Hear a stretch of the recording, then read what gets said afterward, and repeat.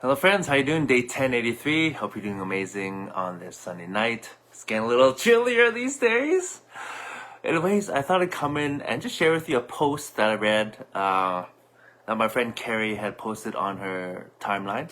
And a lot of it actually resonated with me. And so I thought I'd share with you. So it's entitled The Truth About Being Single. And another reason is because, a lot of it actually resonates with me, and so, after I share this, now you know why I'm single. No, I'm just joking. Honestly, I'm just joking. However, there is quite a bit of truth to this, so obviously that's why I am sharing this. So anyways, I'll just read it now, the truth about being single. What people don't realize is that some people are single in this generation because they are healed, which makes them incompatible with trauma bonds. Unfortunately, trauma bonds are the template of our culture at this time. Those who choose peace over trauma will have difficulty in relationships because most people that we meet are emotionally damaged in some way. Healed people seek healthy bonds. These bonds hold space for authenticity and connection. Correction. It's kind of like an oxymoron. About 90% of the relationships and marriages that we see are actually trauma bonds. Those involved need the other person to make them feel whole, because they're both broken mentally, emotionally, and or spiritually. So let's let that sink in for a minute. And so that's the end of the post itself. And so for me, after I read that, I was like, yes, there's a lot of truth to that. But also I see that played out a lot in our society. And unfortunately, our society currently doesn't have a lot of training in terms of healing in that area, and also most people lack awareness, simply put. Part of it, again, is with the lack of training, so it's not necessarily anybody's fault. But, I believe that we all grew up with some type of trauma or, past stuff in our childhood. And although it may not be our fault in terms of the trauma that we've experienced, it is our responsibility to actually heal from them. And the beautiful thing is that we have the ability to heal from all those traumas.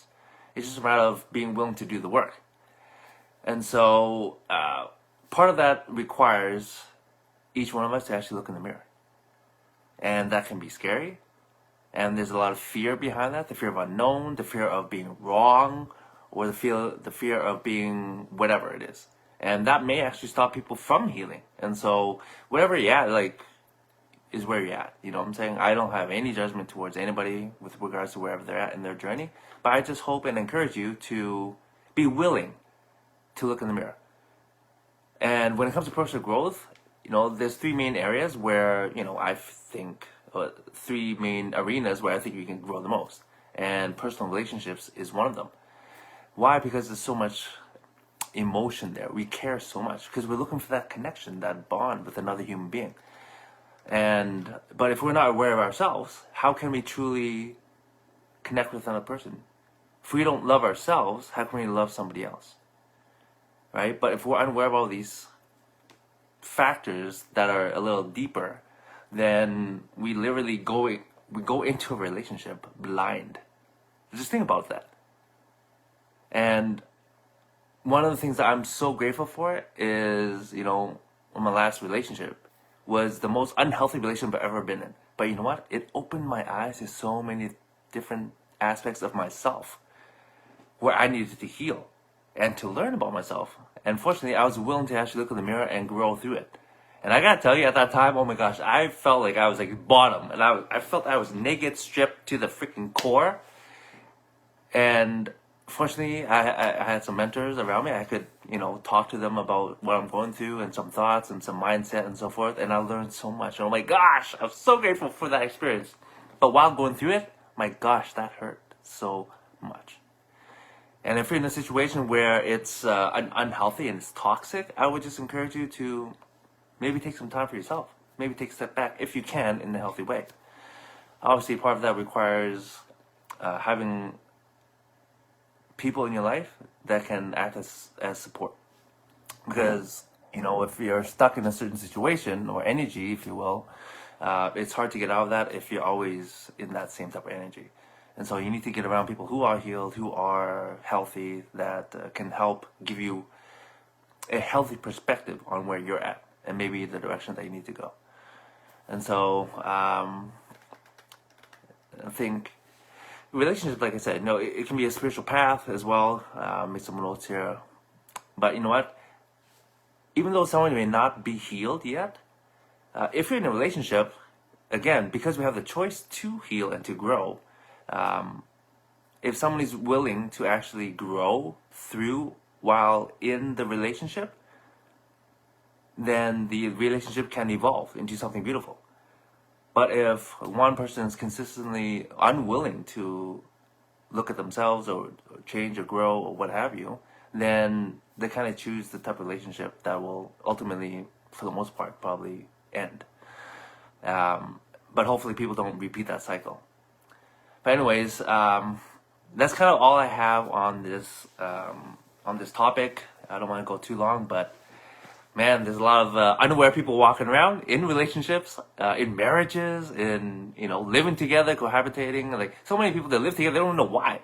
They do it out of convenience. And again, I'm not judging anybody's choices. None of that. Just perspective, right? But why are people living together, right? A lot of times out of convenience. And so, well, if your relationship is based on convenience, what happens when things get hard? It's untested. And a lot of people, well, that may be why, one of the reasons why divorce is such a high rate right now. Because we're constantly trying to make it easier and easier and easier.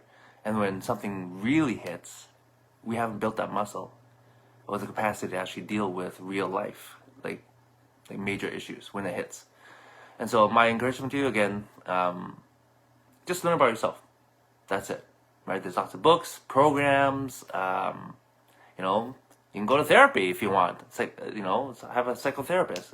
It could be another thing, a life coach, right? There's lots of different options out there. But personal growth, I find, is an amazing journey, and it's also a lifelong journey, and it hurts a lot sometimes. Anyways, if anybody would like to chat about sometime, feel free to shoot me a message. I love talking about this stuff, and if I can support you in a way, I'll try my best. Anyways, I love you all. Hope you're doing amazing. I'll see you tomorrow. Bye.